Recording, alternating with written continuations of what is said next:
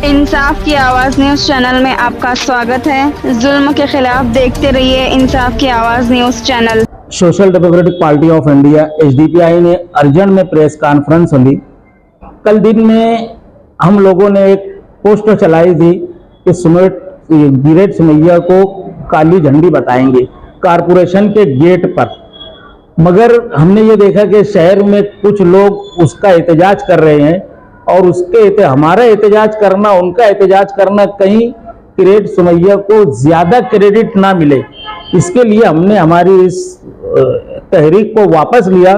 क्योंकि गिरेट सुमैया के ताल्लुक से हमने जिस दिन वो मालेगांव में आकर के बोला, एसडीपीआई ने प्रांत एसपी साहब को लेटर दिया और हमने खुले लफ्जों में बोले कि वो जिस चीज की इंक्वायरी कर रहे हैं उसकी इंक्वायरी करने के बाद अगर मालेगांव शहर में कोई भी बांग्लादेशी और कोई भी रोहिंग्या मुसलमान नहीं मिलता है तो उनके ऊपर गुनाह दाखिल होना चाहिए। ये हमने उनके साथ मीटिंग करी, बात करी। बात करने के बाद जब हमको मालूम पड़ा कि वापस मालेगांव शहर आ रहा है तो हमने एसपी साहब को लेटर दिए कि हम उसको काली झंडी बताएंगे। एसपी साहब के साथ हमारी छौनी पुलिस स्टेशन में मीटिंग हुई। उन्होंने कहा कि वो मालेगांव कारपोरेशन नहीं आने वाले हैं, इसलिए हमने उस वक्त में हमारा फैसला वापस लिया। और अल्हम्दुलिल्लाह ये कहने के अंदर हम एसडीपीआई को फख्र महसूस हो रही है कि अगले जुमा को उसने मालेगांव शहर को टारगेट जुमा का दिन बनाया है, क्योंकि वो देख रहे हैं कि 2000 के बाद से मालेगांव शहर का हिंदू मुस्लिम ताना मिला जुला है और मालेगांव शहर की आवाम बहुत समझदारी के साथ हुकूमत के हर गलत फैसलों को समझ रही है और चालाकी के साथ उनका मुकाबला कर रही है।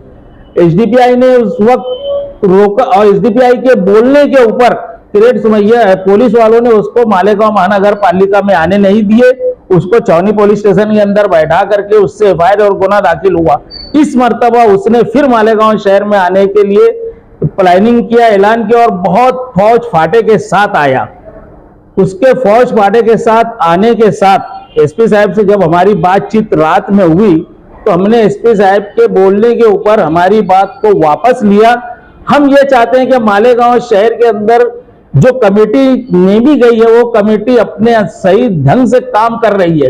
गिरेट सुमैया ने मालेगांव शहर में खड़े रह करके ये कहना कि मैं इसलिए मालेगांव शहर में बार बार आ रहा हूं कि जो लोग कमेटी के अंदर नेमे गए हैं या सरकार ने जिन लोगों को नेमी है वो लोगों के ऊपर मुझे भरोसा नहीं है, इसलिए मैं मालेगांव शहर में आ रहा हूं।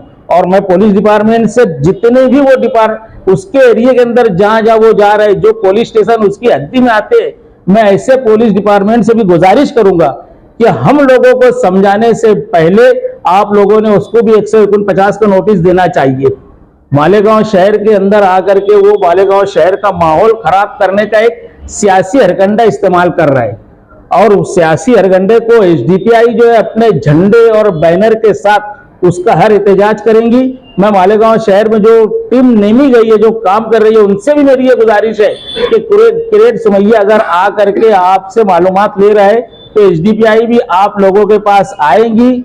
आप जो नाम गिरेट सुमैया ने जिन नामों के ऊपर शक जाहिर किया है, आप लोगों ने उनकी सर्वे किए, उनका जा करके जायजा लिए। हम ये जानना चाहते हैं, शहर ये जानना चाहता है, क्या वो लोग वाकई में जिनके ऊपर इसने शक जाहिर किया था, क्या ये लोग कहीं ना कहीं गुनहगार है क्या?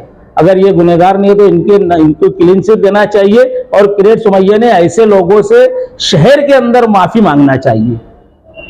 यही एसडीपीआई का मुतालबा है और बना ये लोगों को ना तो फैसला करना चाहिए। ये सब बीजेपी के हम निवाला हम प्याला उनके लीडरान उनके साथ है। आसिफ साहब ने अजीत दादा से बात करना चाहिए। मुफ्ती साहब ने, अगर आसिफ साहब मुफ्ती साहब के ताल्लुक से कहते हैं कि वो इतना सिंधे का करीबी है तो वो भी सच कह रहे हैं। अगर मुफ्ती साहब ये कहते हैं कि आसिफ साहब अजीत दादा के करीबी है तो वो भी सच कह रहे हैं।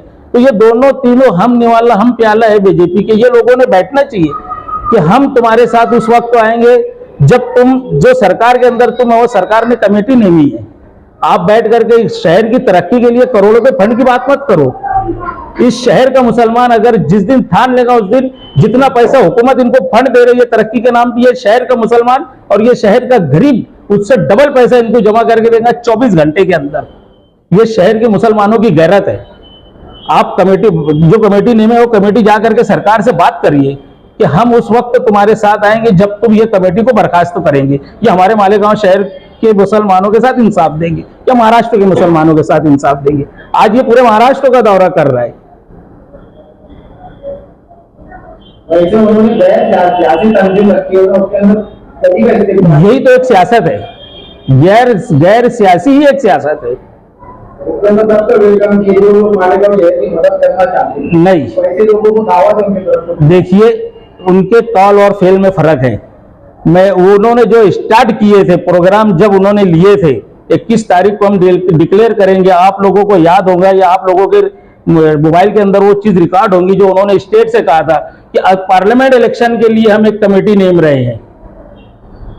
जुमले के ऊपर ध्यान देना, कारपोरेशन इलेक्शन के लिए हम एक कमेटी नेम रहे हैं और ये कमेटी जाकर के चंद सियासी पार्टी के नाम लिए थे उन्होंने, समाजवादी और दोनों कम्युनिस्ट और बहुजन अघाड़ी, इनसे जाकर के मुलाकात करेंगी।